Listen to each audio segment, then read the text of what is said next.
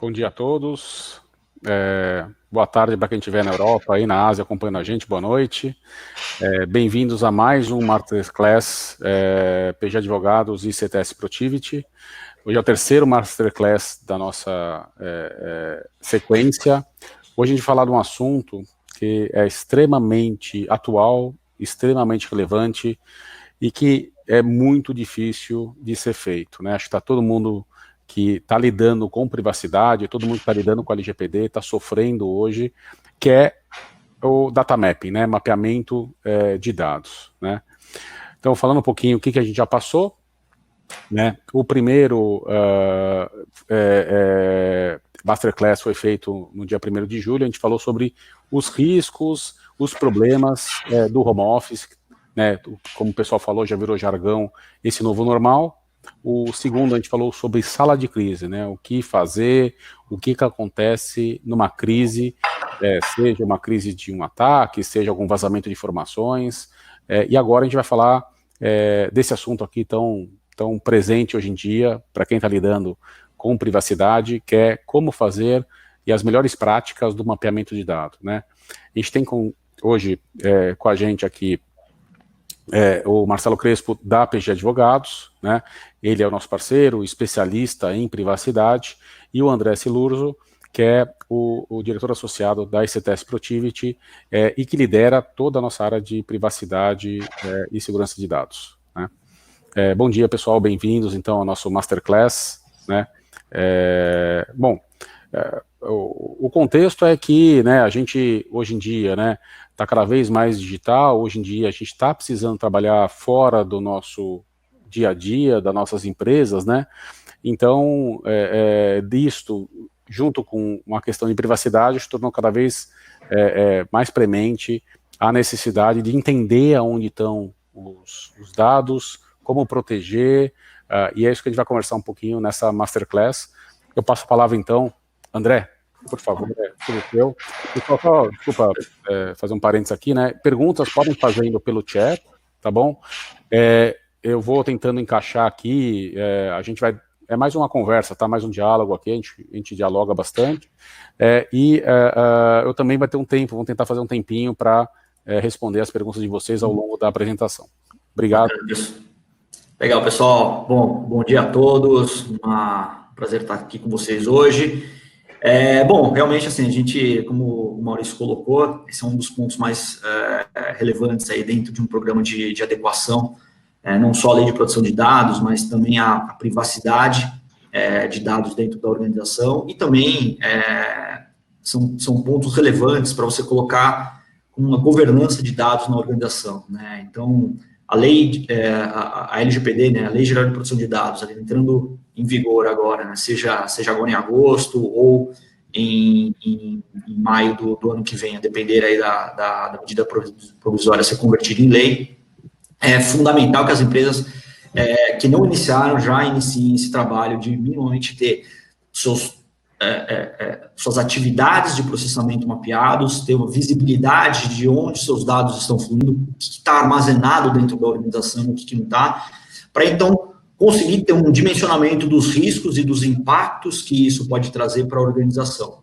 né? Eu acho que, assim, as empresas hoje que não têm minimamente isso mapeado e ações endereçadas para mitigar riscos relacionados, elas vão perder competitividade, né? Os consumidores, eles vão começar a olhar isso de maneira um pouco mais incisiva, agora vão começar a olhar de maneira um pouco com lupa essas questões do tratamento dos seus dados dentro da organização, e isso realmente pode depois refletir até em valor da empresa.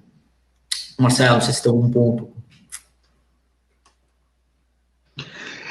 Obrigado, André, pelas primeiras palavras aí. Queria agradecer a toda a turma da ICTS pelo convite, a gente poder estar junto, já que a gente vem trabalhando junto em vários projetos e ainda que a gente não esteja junto em todos os projetos, esse tema de mapeamento ele é muito importante, né? De fato, a gente tem uma questão, em primeiro lugar, da vigência da LGPD, e essa é uma questão que já traz uma certa ansiedade para todo mundo, porque é uma lei que foi aprovada em agosto de 2018, portanto, ela está quase completando 2 meses que ela foi aprovada e ela ainda não entrou em vigor. E essa questão da vigência, ela está trazendo muitos questionamentos, porque nós não conseguimos, isso é surreal dizer isso, mas nós não conseguimos dizer quando a lei vai entrar em vigor. A gente tem cenários de entrada em vigor da lei, mas a gente não pode hoje garantir que isso aconteça, por quê? Havia uma previsão de que a lei entrasse em vigor agora em agosto de 2020. Mas, nesse meio tempo, e eu não quero transformar isso aqui muito num juridiquês, mas a gente teve, então, um projeto de lei que tratou de vários assuntos, dentre eles da prorrogação da LGPD. Esses vários assuntos diziam respeito a assuntos de relações do direito privado decorrentes da nossa pandemia, né? Então, várias questões foram tratadas pelo Congresso, inclusive colocaram aí, vamos prorrogar a LGPD. E esse projeto foi aprovado com um substitutivo para que a lei entrasse em vigor agora em agosto mesmo. Mas veio uma medida provisória do governo federal, portanto, editada pelo presidente Bolsonaro, que prorroga a lei para o ano que vem, para maio do ano que vem, e as penalidades para agosto do ano que vem. Essa medida provisória não foi votada ainda. E aí tem vários cenários, porque ela pode não ser votada, não se trata do assunto, e significa que ela vai morrer em algum prazo, e esse prazo vai ser no final de agosto, e se ela morre, a LGPD entra em vigor ainda esse ano. Pode ser que ela seja votada, e se ela for votada e aprovada como foi proposta, a LGPD fica para maio, mas durante o processo de votação, pode existir um outro entendimento dos parlamentares para mudar ainda mais uma vez essa data. E aí pode ser uma data qualquer outra que eles entenderem ali que faça sentido. Então, é muito constrangedor para quem é da área jurídica, como é o meu caso, não conseguir trazer para um grande público, como a gente está acompanhando aqui, 117 pessoas, 120 pessoas online, eu não consegui trazer um elemento mais concreto de vigência da LGPD. Mas esse já é um dos grandes desafios que está relacionado ao projeto de adequação à proteção de dados pessoais, inclusive ao data mapping, porque a gente tem que presumir, e aí fica a nossa opinião aqui, de que a gente tem visto com os nossos clientes, né? Não dá para tirar o pé do acelerador, não é hora de deixar de lado para discutir se a lei entra em vigor ou não entra. O momento é de se fazer o que é correto. Fazer o que é correto é buscar a proteção dos dados pessoais com processos, com procedimentos, com segurança da informação e com mapeamento adequado, que é o tema da nossa Masterclass aqui de hoje. Legal, Marcelo. Bom, e a ideia aqui, né, a gente trazer essa questão da importância, né, do mapeamento das informações e das atividades de processamento, ela está muito na linha da exigência da lei, né, e dentre esses diferenciais que a gente vê, importância dentro do que a gente entende como necessário para as empresas poderem atacar, vem, né, desde a identificação de quais as categorias sensíveis dentro do ambiente organizacional, e categorias sensíveis entram todas as questões relacionadas a dados de raça, religião, posição política, dados biométricos, ou seja, qualquer tipo de situação que possa trazer algum tipo de conceito, mais um tipo de restrição, né, para o titular do dado, né? E, além disso, né, questões relacionadas à retificação dos titulares de dados. Então, se eu quiser, por exemplo, ter os meus dados corrigidos dentro do ambiente cibernético da organização, onde os dados são armazenados, eu passo a ter esse direito também, e passo a ter direito também, inclusive, à eliminação dos dados, né? Bom, enfim, temos aqui diversos pontos que são relevantes dentro do mapeamento, e que vão, de alguma maneira, passar a ser rotina dentro das organizações, visto que não adianta você só fazer um mapeamento e está tudo resolvido. Muito pelo contrário, a empresa ela muda a cada dia, os novos sistemas são implementados, novas aplicações acabam entrando no ar, atividades são alteradas, novos processos entram em vigor. Isso precisa ser refletido no inventário, nas atividades de mapeamento, de maneira contínua dentro da organização, né? Caso isso não aconteça, você vai ter uma foto que não vai refletir a realidade do seu dia a dia.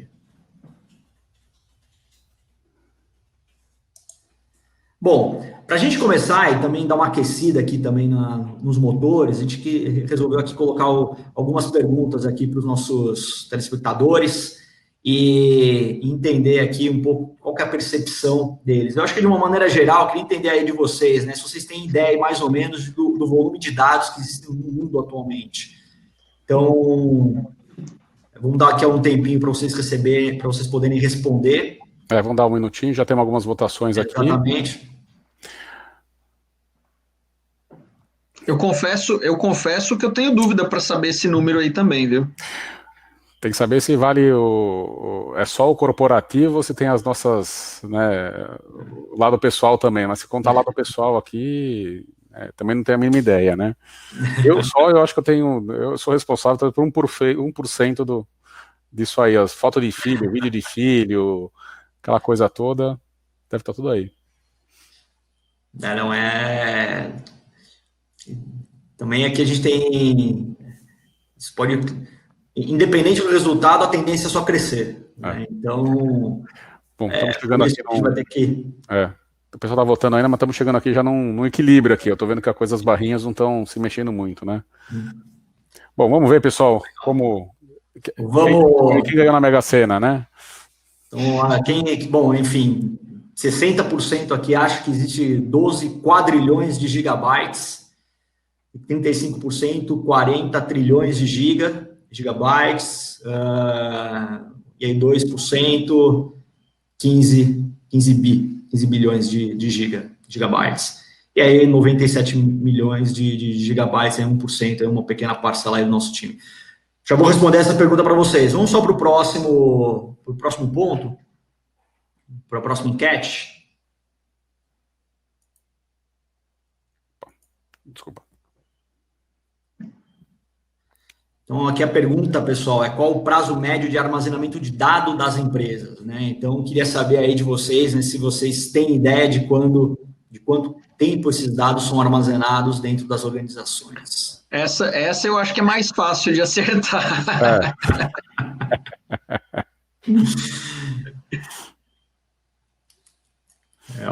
O pessoal que está ciente aqui, que tá, assim, não tem ninguém aqui que votou 1%.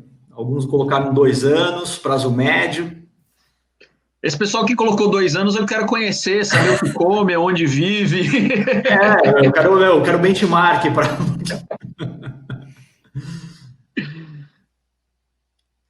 Estou chegando a um equilíbrio aqui também. O pessoal mais consciente, aí 2 anos ok, 2 anos vão apagar, tem razão. Idealmente é por aí. Mas, infelizmente, na realidade não é essa, não. Exato. Acho que estamos chegando já, deu uma estabilizada. A maioria acredita que armazena indefinidamente. Então, vamos falar sobre esses resultados, pessoal. Vamos lá. Vou parar aqui. Bom, pessoal, enfim, respondendo a pergunta de vocês, eu acho que nem todos, a maioria não acertou. Tá? Hoje a gente tem no mundo em torno de 40 zettabytes, ou em torno de 40 trilhões de gigabytes. Isso equivale aí a quase 52 teras por habitante no planeta. Ou se vocês quiserem fazer uma comparação um pouco mais próxima, a gente está falando de mais ou menos 52 computadores. Então, esse equipamento aqui que eu estou fazendo essa live aqui com vocês, seria o equivalente a ter 52 computadores desse aqui do meu lado para armazenar a quantidade de informações, e aí considerando cada habitante ter 52 computadores desses. Então, assim, é um volume bastante representativo e a tendência é só crescer. O fato é que a gente não pode perder a mão, né? E é por isso que a gente tem que ter essa visibilidade, é por isso que a gente vai falar um pouco mais da questão do mapeamento de dados na organização e da importância dele em termos de gestão de riscos.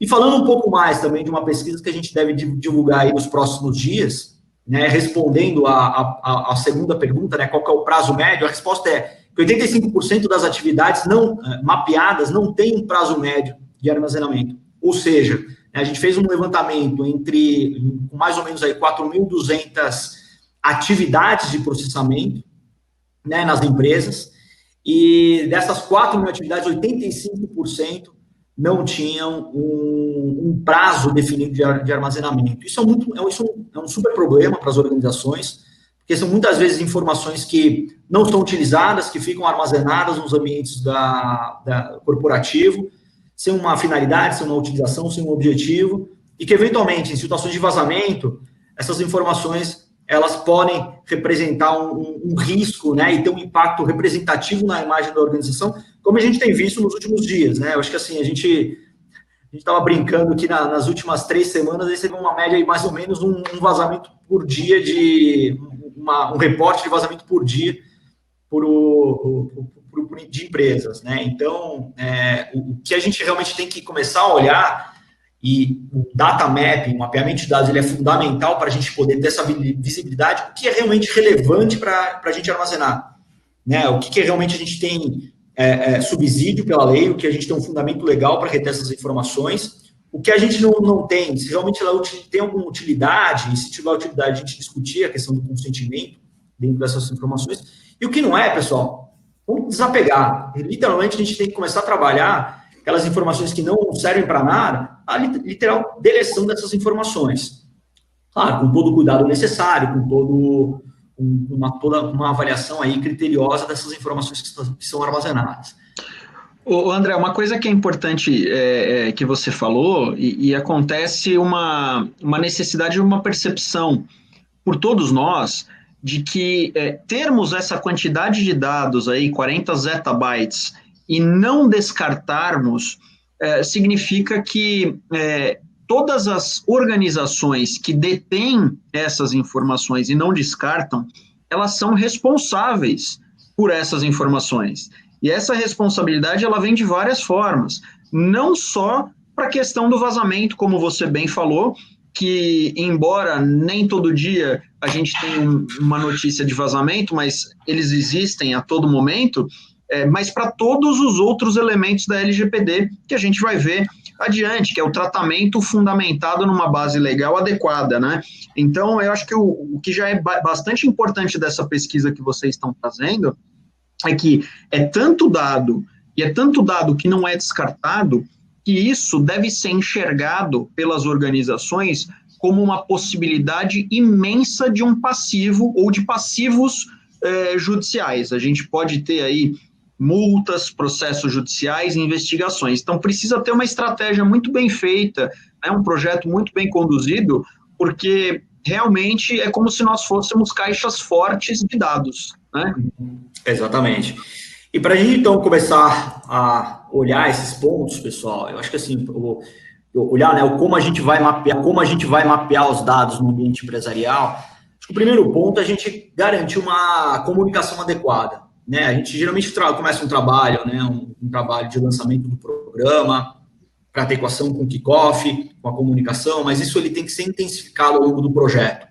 Né? Então, você garantir que os stakeholders, né, principalmente os profissionais da organização que lidam com esses dados, eles estejam alinhados com os riscos e impactos que o tratamento inadequado do dado, né, o armazenamento indevido das informações pode causar para a empresa, né, eventuais prejuízos à imagem e, eventualmente, também prejuízos financeiros, como a gente já viu em alguns casos, eles têm que ser comunicados, né, e não só isso também, uma vez que você passa a ter procedimentos, processos para tratamento dessas informações, é fundamental que ele seja comunicado para a organização e que isso seja praticado no dia a dia, né, praticado e monitorado também, para garantir que essas informações elas estejam sendo adequadamente, esses procedimentos estejam sendo adequadamente tratados. Seguindo, pessoal, né, a gente passa por uma linha, né, de levantamento, né, dos itens de segurança de informações. Então, um dos pontos que a gente olha, né, para mapear as atividades de processamento, de posicionamento também dos dados pessoais nas organizações são basicamente 2 grandes riscos. Né? Um deles é o risco do vazamento de informação e o outro é o tratamento indevido do dado. Né? Então, assim, independe se a informação, olha, eu posso estar tratando corretamente meus dados, armazenando corretamente, com prazo de retenção adequado, só que o dado vazou, a empresa é responsabilizada. E o inverso também é válido, eu posso estar com todo o meu ambiente protegido, posso estar com todo o meu ambiente adequado, mas eu trato de maneira indevida, e eu estou passível também, eu posso sofrer sanções, posso sofrer multas e eventuais aí danos à imagem da organização. Então, a gente geralmente começa com o levantamento da segurança, do ambiente de segurança de informações, para principalmente mitigar o risco relacionado ao vazamento, né? E a partir disso a gente olha aspectos técnicos de cibersegurança, aspectos técnicos, inclusive, de acesso a dados pessoais dentro da organização. E esse é um trabalho que muitas vezes ele acontece de maneira paralela às outras atividades de mapeamento. A gente tem uma pergunta aqui, André, e acho também para o Marcelo. O Madelon Manzucci perguntou aqui: o que deve considerar informação não desejada para sabermos o que excluir do banco de dados? Ou seja, é nessa hora que eu analiso que informação que, legalmente, acho que tem uma informação tanto do ponto de vista jurídico, legal, se eu devo guardá-la, acho que tanto do ponto de vista da empresa, né? Em que hora eu tenho que olhar isso? É nessa parte ou em outra atividade? Marcelo, tá mudo. Obrigado. Eu sugiro, é que estava um barulho aqui do lado, você vê que é só a gente começar um webinar e começa uma obra do lado, né? Eu sugiro que essa avaliação, ela passe por vários estágios. Um dos estágios é fazer o data mapping, né? A gente poder fazer esse roadmap que o André vai mostrar aqui. Então, começou com awareness, vem o levantamento, a gente vai passar pelo mapeamento, ver que vai chegar lá no discovery, né? Por quê? Primeiro, para eu poder dizer o que é útil ou não é útil, o que eu tenho ou não tenho, eu preciso saber qual é o meu ambiente.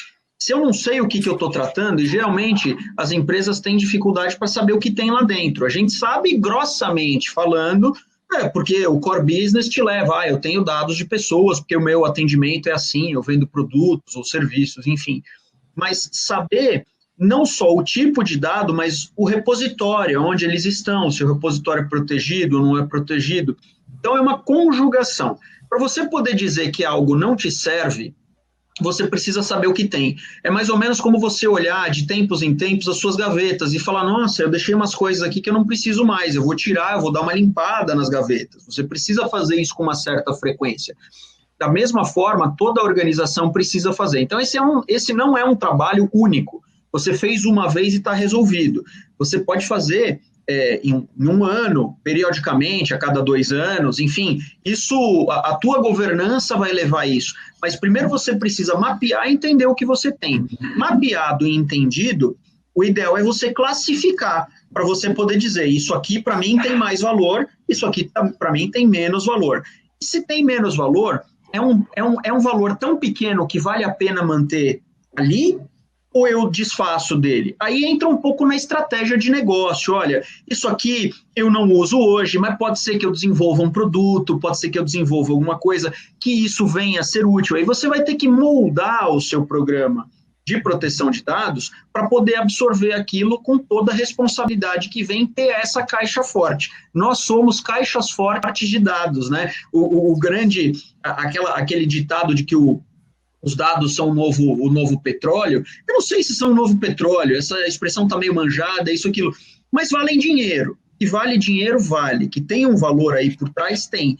E o principal problema que eu vejo não é só o valor, é o quanto isso pode estragar a reputação de um negócio se for mal conduzido. E as pessoas muitas vezes não estão dando atenção para esse lado reputacional, né? Se a gente não conduzir bem uma adequação, a reputação pode ser comprometida muito rapidamente. Só complementando a resposta, o que a gente tem visto, né, nas organizações é que muitas das informações que depois de uma classificação, elas são informações que a gente chama de junk, né, ou seja, informações que não têm mais utilidade para a organização, não são utilizadas para um objetivo específico, uma finalidade, e elas podem ser descartadas. O ponto é que elas continuam lá, sejam de maneira estruturada ou não estruturada, e trazendo algum tipo de risco para a organização, né? O Marcelo falou do petróleo, eu gosto mais de fazer uma analogia com o urânio, né? O dado é o novo urânio, né? Dependendo de como você utiliza ele, você pode utilizá-lo para convertê-lo em energia, ou se ele vazar, né, ele pode causar um acidente nuclear. E o que a gente tem visto realmente é que esses dados, né, uma vez que não são utilizados adequadamente, não são armazenados corretamente, eles vazados, causam um risco reputacional, causam um dano reputacional para a organização muito grande, né, e que depois é muitas vezes difícil de ser tratado. Bom, seguindo, pessoal, né, a gente aí entra na questão do mapeamento dos fluxos de dados, né, onde a gente efetivamente entra com o mapeamento das atividades de processamento, ou seja, nesse trabalho, a gente geralmente faz o levantamento de quais são os ativos de processamento de dados pessoais, traz isso dentro de um questionário para que sejam questionados para os donos, dos processos, né, para quem gerencia as atividades de processamento. E, a partir disso, a gente começa a coletar as informações para constituir o que a gente chama de roupas, né? Ou os documentos, os registros de atividade de processamento. Esses documentos, basicamente, são documentos que vão guiar o inventário, né? E guiar o que eu devo fazer com aquela informação, para a informação que é utilizada para aquela determinada atividade. Então, eu vou descrever, olha, essa atividade ela é executada para essas finalidades, eu coleto esses elementos de dados, tais como nome, RG, CPF, e a partir dessas informações, a gente consegue ter uma visibilidade de como o processo é realizado, né, e até o porquê que aquelas informações são coletadas. A partir, inclusive, desse documento, a gente inclusive, consegue tomar uma visibilidade melhor sobre o se realmente eu preciso coletar aqueles dados, né. Hoje a gente tem um velho paradigma, né, de coletar os dados da mesma maneira que a gente sempre coletou lá atrás, né? Inclusive, quando a gente coletava as informações por meio de um formulário físico, você coletava, olha, eu vou colocar aqui o nome, o RG, o CPF, e sempre naquela sequência, né? Depois que a gente começou a migrar as bases de dados, né, para o mundo virtual, né, a estrutura dos formulários virtuais continuaram a passar a ser as mesmas. A gente nunca se questionou o porquê que a gente coletava daquela maneira.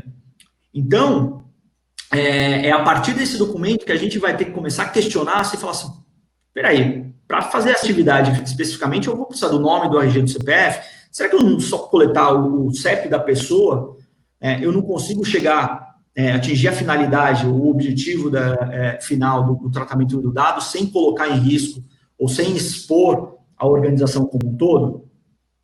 Uma vez feito esse trabalho, claro, né, de levantamento das informações, ele é fundamental, claro, porque muitas das informações, claro, você vai continuar a precisar coletando aquelas informações. E para isso, você vai precisar ter uma base legal, que eu queria que o Crespo comentasse aqui um pouco mais, né? Que eu acho que é talvez uma etapa fundamental aí para o sucesso do programa.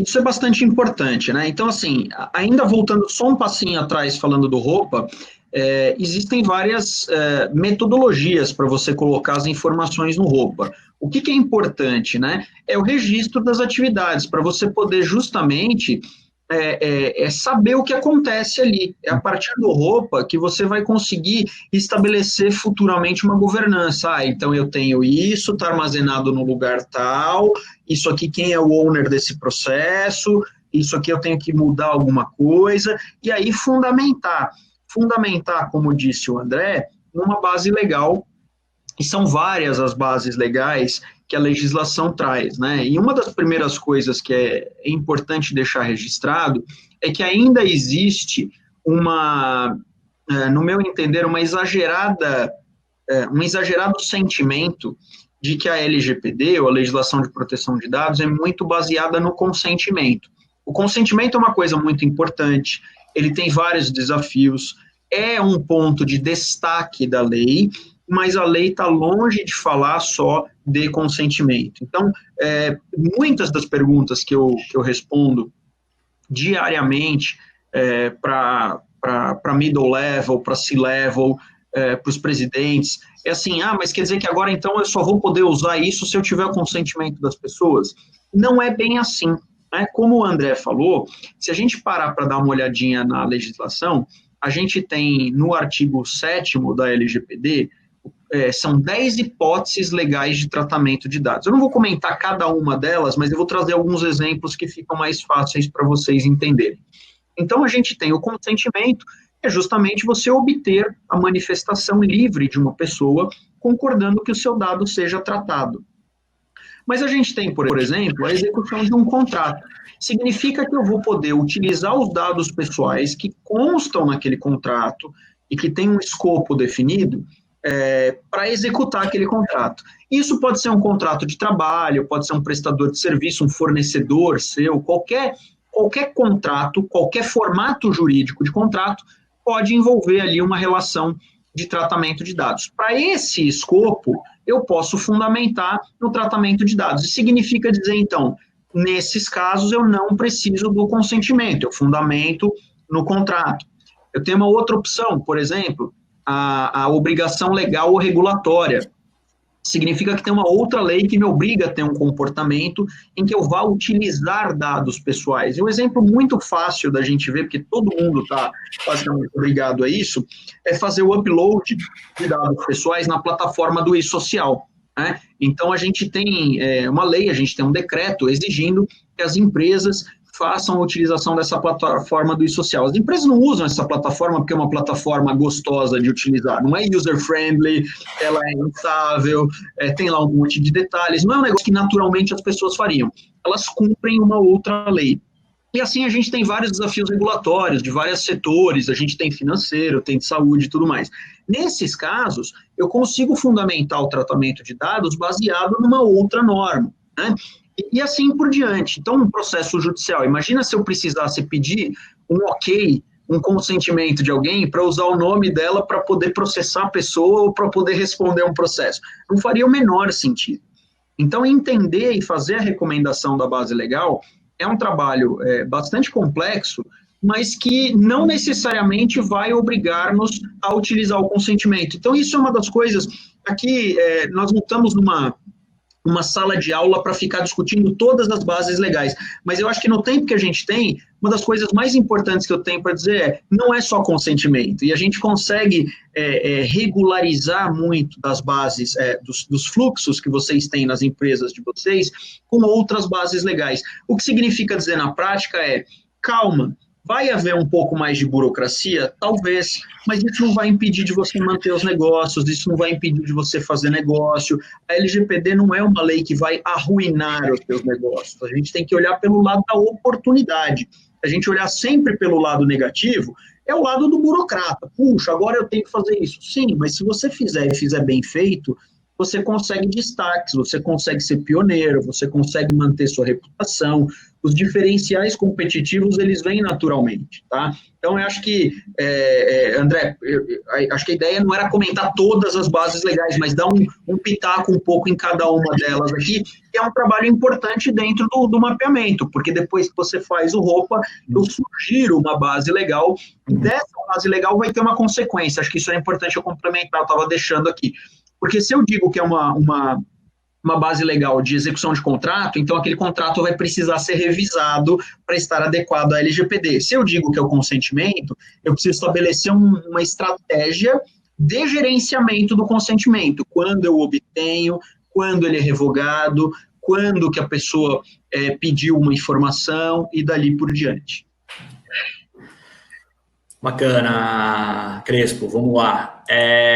Bom, aqui a gente começa, então, já começar a dar um pouco de formato para o mapeamento, né? Porque a gente efetivamente precisa demonstrar, né, o que a gente primeiro precisa utilizar para gerenciar o programa, né? E um programa de adequação ao LGPD, e também, eventualmente, demonstrar para o órgão regulador ou para os órgãos reguladores, a depender aí do setor de atuação. Então, basicamente, o que a gente começa a estruturar aqui, né, é identificando, olha, isso aqui é basicamente uma foto, né, de um dashboard que a gente desenvolve por meio por meio do Power BI, e a gente acaba utilizando, né, olha, eu tenho aqui a área financeira, né, quais são as atividades de processamento que estão atreladas a essa determinada área, né, ou seja, quantos roupas eu tenho delimitados, quais são os ativos de processamento de dados. Então, ativos, eles podem ser qualquer tipo de sistema em que você transaciona o seu dado pessoal. Pode ser um e-mail, pode ser aqui, né, no caso desse exemplo aqui que eu trouxe, né, até o Internet Bank, pode ser um meio para você transacionar o dado pessoal. Aqui você tem documentos, né, físicos, você pode ter uma planilha Excel com dado aí semi-estruturado. O próprio Outlook pode ser um meio para você trocar informações, um e-mail pode ser um meio para você poder trocar informações e pode ser considerado um ativo. Quais são os fornecedores que trocam dados pessoais ou que transacionam, que tratam dados pessoais em nome da empresa, em nome do que a gente chama aqui tecnicamente de um controlador, né? Então, assim, no momento que você passa o tipo de titular do dado, né? Então, muitas vezes, para uma atividade, você tem alguns titulares de dados envolvidos. Então, você ter a visualização desses titulares é fundamental para o sucesso e até para você dimensionar o risco, que é o próximo ponto que a gente vai falar.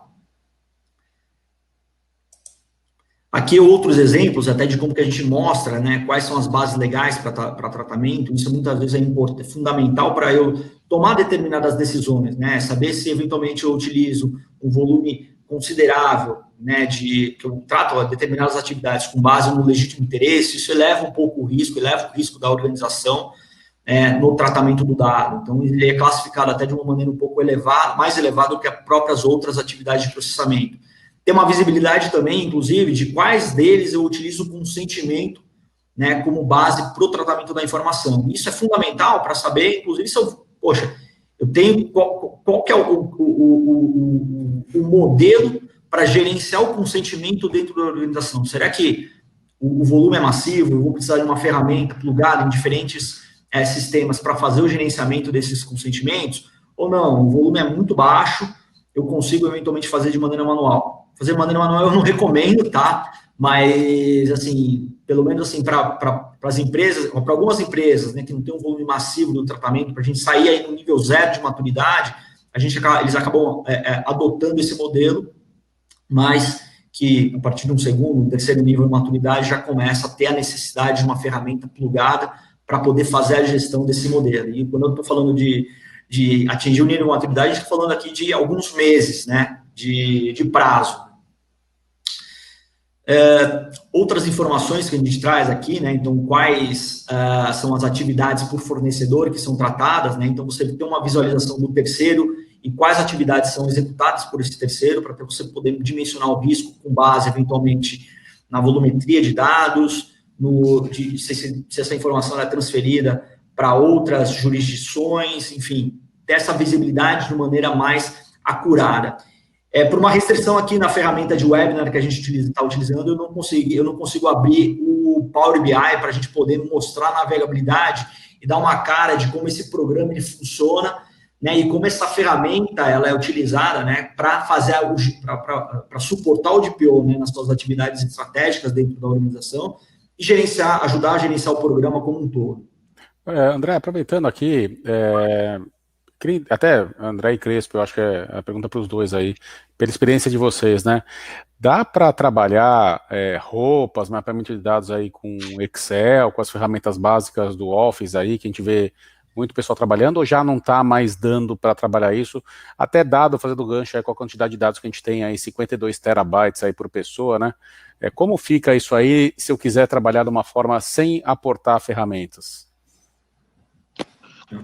Bom, é claro que as planilhas de Excel estão aí para ser utilizadas, mas com essa complexidade fica cada vez mais difícil de manter um bom acompanhamento desse registro, porque o que acontece, né? E vocês estão demonstrando muito bem aqui nesse painel, se a gente não usa uma ferramenta online, digamos assim, existe uma chance muito grande de você perder a rastreabilidade das alterações. Então, você faz uma alteração num documento, passa isso para uma outra pessoa, você pode perder esse controle. Por mais que você coloque marcas de revisão, acaba não ficando muito prático utilizar em planilha de Excel.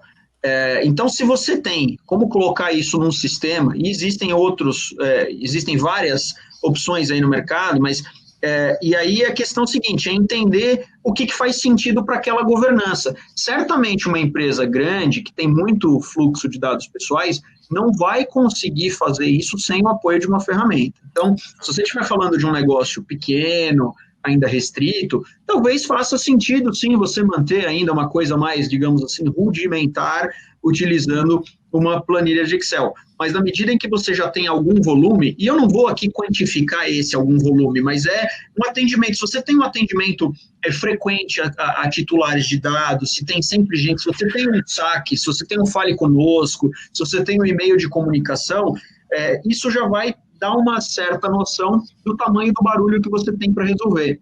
E assim, é tão certo quanto o sol nascerá amanhã que a planilha de Excel não vai dar conta disso, você não vai conseguir gerenciar isso. Então, escolher uma boa ferramenta faz muito parte desse trabalho.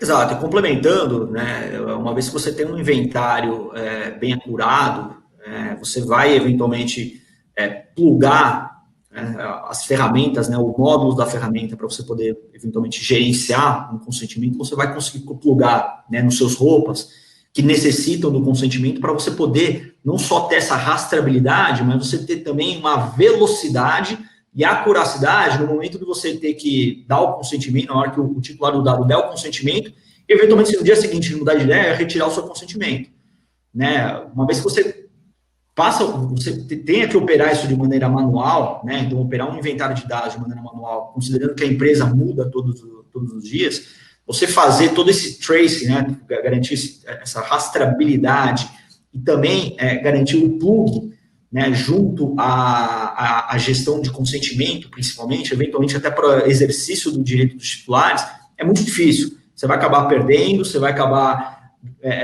se perdendo no meio do processo em virtude do quão manual esse processo acaba se tornando. Então, de novo, né, como foi colocado, talvez no início, né, até para a gente começar a dar tração para o programa, talvez até faça sentido. Mas a hora que esse negócio realmente começar a ter um volume representativo, né, em termos de gestão de consentimento, em atualização do inventário de atividades de processamento, até a própria dinâmica da empresa vai exigir uma ferramenta para você conseguir dar velocidade para isso. Caso contrário, utilizar a ferramenta em Excel, utilizar o Excel é virtualmente impossível. Eu adoro Excel. Eu praticamente cresci no Excel, adoro fazer grandes análises com o Excel, mas assim, para você poder gerenciar um programa, você acaba perdendo muito do que efetivamente ele tem para entregar. Legal, obrigado. Bom, pessoal, dando sequência, então, depois que a gente fez o trabalho, né, de avaliação das bases, o desenvolvimento dos roupas e a avaliação das bases legais, colocar a recomendação das bases legais, a gente faz um trabalho de classificação de riscos e gaps, muito baseado nas atividades que são executadas, né? Isso é fundamental porque eu não posso tratar todas as atividades da mesma maneira, né? Imagine empresas que tenham mais de 1.000 atividades de processamento, né? E eu não saber priorizar isso, não saber ter um nível de classificação de riscos, é muito arriscado porque eu acabo priorizando atividades que têm baixa criticidade e não dando atenção para aquelas que são de alta criticidade. Algumas maneiras que a gente utiliza para até classificar esses riscos vão numa linha, né, da volumetria de dados, né, ou seja, do volume, ou a quantidade de dados que se passa por aquela determinada atividade, que é utilizado para a execução daquela determinada atividade. Uma outra variável, também bastante utilizada, é assim, se aquela determinada atividade, ela trata dados sensíveis de acordo com a lei. Né? Ou seja, lembrando, né, dados sensíveis é aquele tipo de dado que pode trazer algum tipo de prejuízo para o titular de dado, né? Melhor dizendo, algum tipo de discriminação para o titular do dado.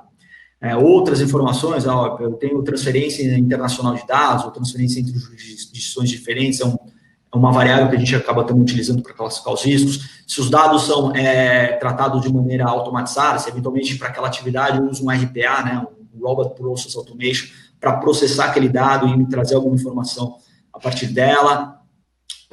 E até mesmo o próprio legítimo interesse, que foi colocado como base legal, ele pode ser considerado para elevar o nível de risco da organização. Uma vez tudo isso combinado, a gente traz isso para um mapa e começa a priorizar ações, né, ações específicas para aquelas atividades em si, para que a gente consiga reduzir os riscos relacionados às atividades mais críticas. Legal. Junto ao trabalho, né, a gente também a gente recomenda e, em alguns casos, realmente realiza o que a gente chama de discovery de dados, né, a descoberta de dados. A descoberta de dados ela é muito utilizada para identificação de dados estruturados e não estruturados, né? E até eu vi aqui uma das perguntas aqui rapidamente, estavam perguntando, mas como que eu faço para identificar dados em bases de dados, identificar dados em bases estruturadas é fácil, né? Agora, e o restante? Primeiro, né, os dados não estruturados das organizações são são os mais representativos até hoje. Então, a gente está falando aí de basicamente 70% das organizações, as organizações tradicionais, já que nasceram no mundo digital, esse número acaba reduzindo um pouco. Mas a gente utiliza, mais 70% desses dados são semi-estruturados e não estruturados, o que obriga a gente a fazer um discovery de dados para poder retroalimentar os roupas, e não só isso, né, mas também utilizar essas informações, essas varreduras para classificar o dado, eventualmente retroalimentar o gerenciamento, né, do titular, né, então eu consegui de uma maneira automatizada reportar para o meu titular do dado as informações que estão sendo tratadas e como que essas informações são, e para que eu estou utilizando essas informações dentro da organização. A gente deixa isso mais para o final, né, do trabalho, né, a gente, às vezes, claro, dependendo muito da estratégia que a gente quer colocar o discovery de dados no programa, mas porque são ferramentas aí que são, além do custo da ferramenta, a gente depende também do mapeamento dos ativos, né, entender o ambiente da empresa, o ambiente cyber da empresa, para saber onde que as informações pessoais elas estão localizadas, e a gente eventualmente conseguir direcionar essas ferramentas para esses repositórios. Tá? Muitas vezes você acaba colocando isso para o início do projeto, você pode direcionar para onde efetivamente você não consegue ter, não consegue ter, não digo, mas onde você não consegue ter o retorno em cima das informações que são geradas, né, ou classificadas, melhor dizendo. Legal. Tem outra pergunta, acho que é interessante também, né? Vinculado, acho que justamente a isso, né? Que nem falou, né? Dados estruturados é fácil, mas documentos físicos, né? Como faz para papel, essas coisas todas, né? E aí outra que acho que está vinculado também um pouquinho, né? E aí para o Crespo também, né? Da Carol. Se eu tenho duas bases legais, como eu faço? Né? Vai pela primeira, pela segunda, como fica isso? Bom, vamos começar pelas bases legais, então. É o seguinte, o ideal é não ter duas bases legais, o ideal é você fazer adequação a uma delas. Pode haver uma segunda opção de classificação daquele fluxo, e talvez isso até seja uma questão estratégica. O exemplo mais claro é a questão do consentimento. O consentimento ele pode ser quase sempre uma segunda base legal. Eu posso tratar como um fundamento e eu posso ter o consentimento como uma segunda hipótese. O problema do consentimento, como o André já colocou, é você fazer a gestão dele, porque consentir não é só você pegar o ok de alguém, é você garantir que esse ok esteja registrado, primeiro, né, que ele tenha sido obtido de forma lícita, de forma clara, transparente, né? Então não pode vir um checkbox pré-marcado, precisa ser uma ação, um desejo do titular dos dados, de fato, para que ele compartilhe os seus dados. Então o primeiro desafio é você, veja quanta coisa vem por trás aqui, é você até fazer um desenho de privacy by design, né? Qual é o momento em que eu vou pedir o consentimento para alguém, como isso é apresentado ao titular dos dados. Então, o consentimento ele é estratégico também, não é só um problema, ele pode ser estratégico, mas depende justamente de você fazer um desenho de como você obtém, poder ter a rastreabilidade de onde ele está, poder rapidamente revogá-lo, no caso do pedido do titular para que isso aconteça. E ele pode ser uma base legal alternativa. É que se você está enxergando duas bases legais, eu não vou dizer que você está equivocada, tá? Mas eu vou dizer que certamente você não está sopesando, porque tem sempre uma que vai destacar. Tem sempre uma que vai destacar. E o problema de você colocar duas bases legais é ser interpretado que você está, digamos assim, titubeando. Pode ser uma interpretação de que você está tentando burlar a lei colocando duas. É como assim, se essa aqui não der certo, eu tenho essa outra. O correto não é isso. O correto é a gente deixar o fluxo o quanto mais redondo possível, quanto mais certo possível de uma fundamentação e defender aquilo ali como uma estratégia mesmo. Se vai ter que ser o consentimento, que seja. Se vai ser o contrato, que seja. A gente tem que construir um programa para defender que aquela ideia faça sentido. Então, os fluxos, eles são analisados um a um, mas, no geral, você não pode ignorar que tem uma estratégia de direcionamento de negócio por trás. Então, ter um alinhamento, e isso é uma coisa que não necessariamente a gente tratou aqui, mas isso é uma necessidade evidente. Ter um alinhamento com direcionamento do business, ter um alinhamento com os stakeholders e ter alinhamentos internos é muito importante, porque se você não tiver nesse tripé a conversa bem resolvida, você vai ter problemas para o aculturamento e você não vai fazer isso funcionar. Se você não tiver alinhado com o direcionamento do business, você vai tomar pancada do board toda hora, dizendo que você não consegue ser um business partner e que você está travancando os negócios. E se você não atender os stakeholders, eles vão começar a notificar e te colocar faca na barriga, dizendo assim, você não cumpre a lei. Então, é difícil, não é fácil fazer dançar conforme essa música, mas o ideal é não ter duas bases legais. E a parte de papel, não tem jeito, gente. Assim, isso tem papel em todo lugar. A gente revê a cultura. Não existe você rever uma questão de papel, não tem um software que vai resolver isso. A gente estava falando de software agora, mas não vai ser com software do Discovery, nem com software de gestão do seu programa de privacidade que você vai resolver. Porque as pessoas põem post-it no notebook, as pessoas põem a senha, o nome do filho, a data de nascimento. Então, é uma questão cultural, inclusive o papel. Não é um problema usar papel, mas é realmente rever a política de armazenamento, descarte, aculturamento. É uma coisa bastante complexa para se resolver. E só complementando, né, também essa questão do armazenamento do papel em si, acho que a gente está agora no momento, inclusive, para repensar como armazenar, né? Até a própria pandemia trouxe essa demanda, né? Essa demanda de aceleração de a gente converter, né? Não só os documentos, mas o reconhecimento jurídico e legal de um documento por meio online, né? Então, por meio de assinaturas eletrônicas, entre outros mecanismos. Então, o que eu vejo, né, que eu acho que a própria pandemia agora está trazendo uma boa oportunidade para a gente rever o que está sendo armazenado fisicamente, eventualmente converter essas informações, né, em dados digitais, porque inclusive isso economiza espaço das organizações a depender do volume de papel que você tem, né, e você consegue gerenciar melhor essas informações de uma maneira mais dinâmica, e inclusive classificar as informações, que é um dos pontos que a gente tem trazido aqui dentro desse modelo de como fazer o mapeamento dos dados, né? Então, acho que começar a migrar agora para esse mundo virtual talvez uma das maneiras mais adequadas para a gente reduzir ou eliminar esse risco de ter que tratar ou armazenar ou, eventualmente, classificar as informações que estão em papel. Legal. Para a gente seguir, pessoal, né, aqui eu trago alguns exemplos do que a gente traz, né, em termos de classificação de informações, tipo de informações que a gente traz dentro de um discovery de dados, como que essas informações são classificadas, eventualmente como elas podem ser utilizadas dentro do programa, né, e claro, o discovery, de novo, assim como o mapeamento de dados, ele não é só um one shot, né, ele tem que ser algo realizado de maneira contínua, porque a depender, né, da dinâmica da organização, essas fotos elas podem mudar continuamente e a classificação ela eventualmente também pode mudar.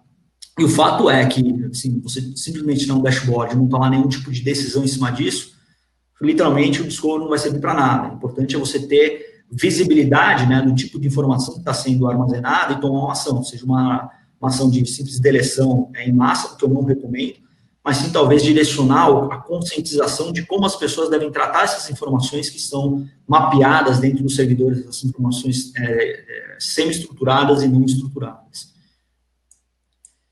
Para a gente seguir, e aqui olhando no último nível, a gente tem um roadmap para elevar o nível de maturidade da organização. A gente tem falado muito, poxa, será que eu devo usar uma planilha Excel, principalmente? Será que eu já devo comprar uma ferramenta? O ponto é com que, a partir do mapeamento de dados que você fez, né, melhor dizendo, o mapeamento das atividades de processamento e depois, sim, a partir do mapeamento de dados, seja por um discovery, seja pelo próprio fluxo de dados que foi identificado, é definir qual que é só a estratégia de adequação. Isso vai variar de empresa para empresa, tá? Tem empresa que eu vou ter que realmente priorizar um sistema centralizado para fazer gerenciamento de consentimento e gerenciamento dos direitos dos titulares. Então, tem empresas que, eventualmente, eu posso colocar a gestão de direitos dos titulares, melhor dizendo, a gestão de consentimento um pouco mais para frente, porque a volumetria disso é muito baixa. Tem algumas empresas que, eventualmente, falam, não, já quero nascer esse programa aqui na era digital, então já preciso plugar por meio de APIs, esses módulos, né, de gestão do programa aos sistemas que eu possuo dentro da minha organização. E aqui algumas maneiras que a gente tem para gerenciar isso, né? Então, olhando desde um roadmap de adequação e até questões de recomendações de como que eu vou atacar isso, seja de maneira estruturante do programa, ou seja de uma maneira mais específica para cada uma das ações, tá? Aqui, de novo, a gente traz um pouco de exemplos de dashboard, de como que ela é distribuída, de como que essas recomendações elas devem ser atacadas de maneira rápida, né, no quick ou no curto, médio, longo prazo, como que ela, eventualmente, ela deve ser priorizada e atualizada isso de maneira contínua. Né? E aqui alguns outros exemplos também de ações específicas, inclusive para gestão de malware, gestão de cibersegurança dentro da organização. Legal. André, tem algumas perguntas aqui que eu acho que é mais para você, que é o seguinte, três perguntas, na verdade, né, tanto do Ivan, da Renata, também teve uma pergunta aqui de open source, deixa eu achar aqui de quem foi, depois já falo aí. Mas o Samuel também perguntando que ferramentas hoje existem no mercado, até se é obrigatório usar ferramenta ou não, mas que ferramentas, inclusive open source, existem no mercado para utilizar e quem poderia executar esse mapeamento de dados. Tá, joia. Bom, vamos lá, eu vou dividir em duas partes, né? Para você poder executar o mapeamento de dados, né? Ou seja, você armazenar os roupas, você fazer a gestão desse inventário de atividade de processamento, existem sim ferramentas para gerenciamento do programa. As mais conhecidas aqui, a gente pode falar da OneTrust. A gente tem a própria Privacy AI, agora está entrando no mercado, temos a QuickJazz, uma ferramenta europeia, enfim, existem outras ferramentas. No caso do discovery de dados, e aí um ponto importante é observar se essas ferramentas elas conseguem garantir uma integração, a maioria delas sim, tá? Para o discovery de dados, se plugar, você conseguir rodar isso de maneira contínua. E aí, essas próprias ferramentas também têm o seu próprio discovery, a OneTrust tem um discovery de dados, inclusive ele tem um time de target data discovery para plugar e automaticamente gerenciar o direito dos titulares. A Privacy AI também tem esse modelo. A gente também trabalha com uma outra que chama Experian, que é uma ferramenta americana.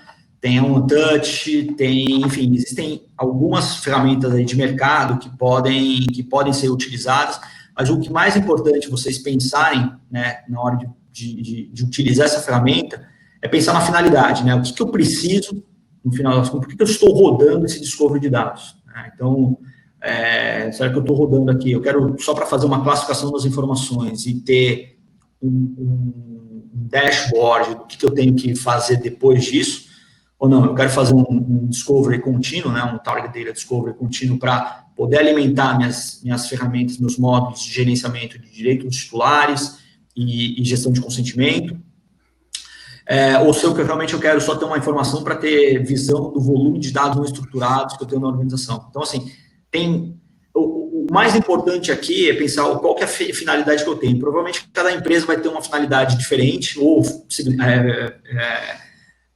finalidades, algumas delas parecidas, mas nunca será a mesma. Então, definir qual que é essa estratégia para, então, direcionar a ferramenta e você coletar o máximo de valor em relação a ela é fundamental para o sucesso de um discovery.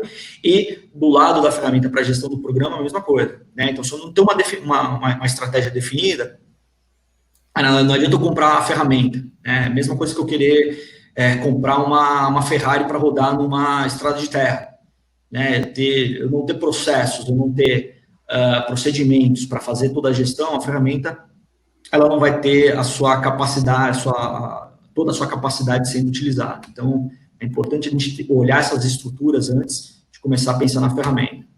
Legal. Aí, Crespo, para você, tem uma pergunta aqui que eu acho que é interessante, né? No processo de data mapping, né, é aconselhável virar planilhas para os usuários preencherem? Lógico, falando de ferramenta aqui que eventualmente tem, mas tem uma questão aqui que a Célia Albuquerque coloca depois, né? É melhor acompanhá-los, né? Ou seja, acompanhar o envio, acompanhar os usuários que estão preenchendo? Haverá dúvida dele quanto às perguntas. Qual é a melhor metodologia? Bom, isso pode variar muito de cliente para cliente, de consultoria para consultoria. A gente tem um padrão de a gente acompanhar e nós fazermos entrevistas, né? Então, acho importante a gente não simplesmente enviar um questionário e esperar o retorno. A experiência com questionários enviados e aguardando retorno, pelo que eu sei de mercado, ela é sempre muito ruim, porque a pessoa que está respondendo talvez não tenha recebido o direcionamento adequado daquele tipo de resposta. Então, é assim, não adianta eu passar alguma coisa para alguém responder se a pessoa não sabe do que se trata.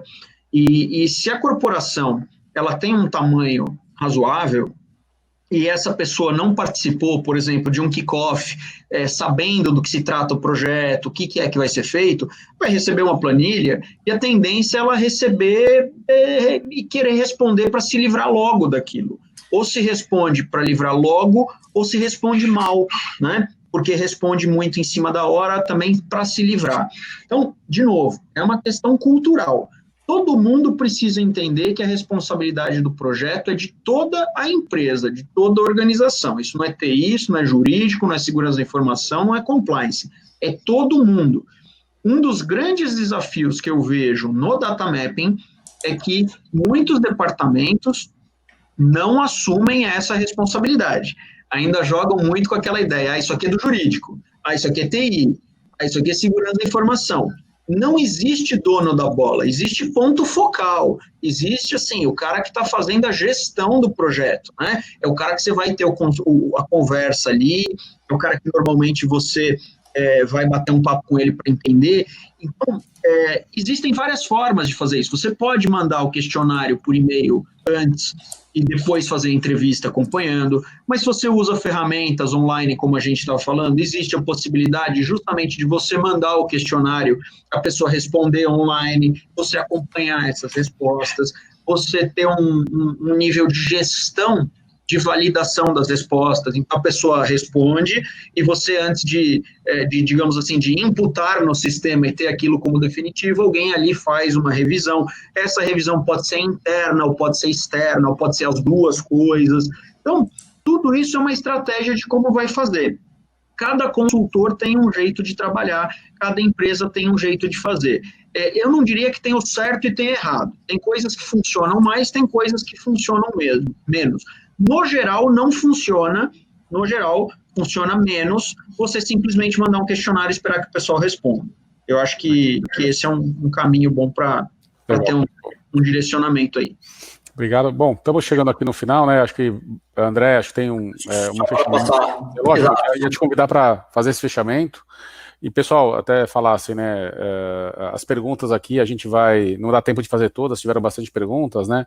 A gente vai responder para vocês no privado, tentar falar para vocês aí as perguntas. Estamos à disposição também, mas, André, por favor, fechamento. Depois o Marcelo podia também dar um fechamento aqui. Não, perfeito. Perfeito. A gente dá alguns recados finais, né? Então, acho que o mais importante, né, a questão de guardar, utilizar dados, né, esse é um objetivo, pode trazer prejuízos na empresa, né, danos à imagem, eventualmente até danos financeiros, como a gente já tem observado aí em casos recentes. O data mapping, sim, ele pode trazer ótimos benefícios para a organização, trazer uma visibilidade que antes a empresa não tinha sobre suas atividades, sobre os dados, os elementos de dados que são coletados, de como eles são tratados, inclusive ajudando a empresa a repensar muitas dessas atividades, né, e como até aperfeiçoar a sua governança e, claro, também melhorar o seu nível de exposição na organização. E, por fim, aí, né, a gente começar também a refletir, né, olhar aqui um pouco mais, trazer um pouco o lado mais humano, né, do dado, né, a gente sempre pensa nesse mundo cibernético, esse mundo digital, a gente tem um lado humano, que é por que a gente realmente tem que coletar esses dados, por que a gente utiliza esses dados. Começar a estimular as empresas, né, os profissionais que trabalham nas empresas, os seus terceiros, os stakeholders como um todo, a pensar o dado, né, como ele é coletado, como ele é tratado, ele pode trazer benefícios assim, exponenciais para a organização. Então, esse é o recado que eu tenho aqui para trazer para vocês. Fico à disposição, e Marcelo, você. Não, eu acho que é isso, pessoal. A apresentação ela foi bastante objetiva, com um roadmap aí para seguir. O mapeamento ele é muito importante dentro do projeto, né? Mas ele é uma parte do projeto. E esse projeto, ele, uma vez finalizado, ele deve virar um programa. Então, um pouco do que eu posso dizer para vocês é assim, não adianta você contratar os melhores consultores, não adianta contratar uma baita equipe, né? Ter aqui o time da ICTS, do PG Advogados, a gente vai lá, conversa, fala de metodologia, tem ferramenta, oferece um monte de coisa, se a gente não tiver o apoio da alta administração, se não tiver o dono da bola para fazer o projeto seguir. A gente está com dificuldade em um cliente, para vocês terem ideia, a gente fez o projeto, entregamos o relatório diagnóstico, os caras contrataram a fase de implementação, eles não conseguem fazer andar a implementação da empresa, né? Porque tem aqueles desafios que toda empresa pode ter. Uma questão de ego, uma questão de a bola está comigo, mas eu queria que estivesse com outra pessoa. Sempre tem isso. E é importante entender, esse é um projeto que não é pessoal. Né? As pessoas ficam, às vezes, muito questionando, eu quero ser o DPO, e quer o nome, quer o cargo, mas não quer a responsabilidade. Então, não é simples, não é um trabalho fácil, não é uma coisa que se resolve muito rapidamente, com facilidade. Você precisa ter um consultor da sua confiança, que te ofereça ferramenta, que te ofereça estrutura, que consiga fazer um follow-up contigo e fazer o projeto andar. Mas o projeto não vai ser mágica. Se você, dentro da sua organização, não tiver, de fato, afim de fazer as coisas acontecerem, a gente sabe que vai existir dificuldade. Independente de LGPD, as pessoas falam muito da LGPD, independente da LGPD, proteção de dados é um tema que já pegou no Brasil, tudo está relacionado, a gente tem fake news, tem inteligência artificial, tem o GDPR, tem o CCPA, tem um monte de coisas que vão esbarrar. Então, para quem ainda está com aquela ideia de, deixa eu ver aqui se a lei vai entrar em vigor ou não, eu vou dizer, está com o pensamento errado. O pensamento os clientes já estão sendo investigados, questionados, fiscalizados e demandados judicialmente, inclusive, por Ministério Público, por PROCON, por titulares de dados. Não dá mais para esperar. A gente tem quase 2 anos da aprovação da LGPD. Se você ainda não se movimentou para fazer um projeto de adequação, você está muito atrasado. Mas melhor atrasado do que não fazer. E para isso a gente está aí para ajudar vocês, esse time bacana aqui da ICTS, agradeço o convite de vocês, da gente poder participar, poder falar um pouco mais do tema, agradeço a audiência, foi muito boa, a gente bateu aqui 170 pessoas online, pelas minhas contas aqui, foi muito bom. Obrigado a todos pela participação e contem sempre comigo. Obrigado, pessoal. Bom dia, bom almoço aí para quem estiver aqui no Brasil. Quem estiver fora aí pode ser bom dia, boa tarde. Tem no link aqui do lado, tá? Os links das outras masterclasses, né? Outras aulas que a gente deu. Dessa aqui vai estar disponível até amanhã em 24 horas, né? A gente vai deixar o vídeo disponível. Tem nossos contatos, tem nossos sites. Fiquem à vontade para fazer perguntas, para consultar a gente. E mais uma vez, agradeço a todo mundo, agradeço aos participantes. Um grande abraço a todo mundo. Obrigado, pessoal. Fiquem bem. Tchau, tchau.